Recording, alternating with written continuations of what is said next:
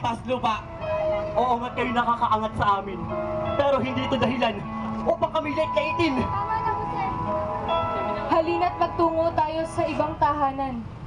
Baka sakaling tayo'y matulungan.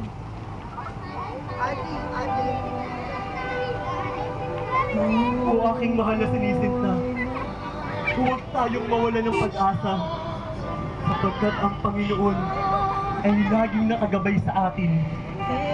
Oo, aking sinta. Hindi tayo dapat mawala ng pag-asa. Malaki ang tiwala natin sa Panginoon.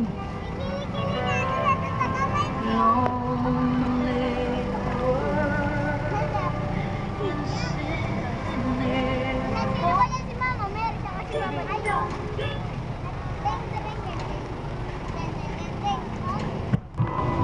Tao po!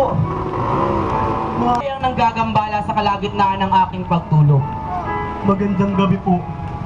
Ako po'y si Jose. At siya naman po'y si Maria. Ang asawa ko po ay nagdadalang tao.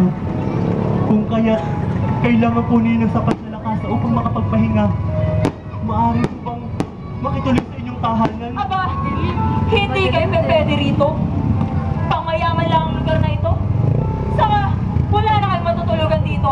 Kaya masilayas kayo. Kahit po sa baldosa lamang ay titiisin po namin. Ilang beses sasabihin sa inyo, walang lugar sa pamamahay na ito ang mga dukhang katulad nyo. Kaya magsilayas kayo, mga hampas lupa! Oo nga kayo nakakaangat sa amin. Pero hindi ito dahilan upang kami late-laitin. Tama na, Jose. Halina't magtungo tayo sa ibang tahanan. Paumanhin po sa aming paggambala. Uma.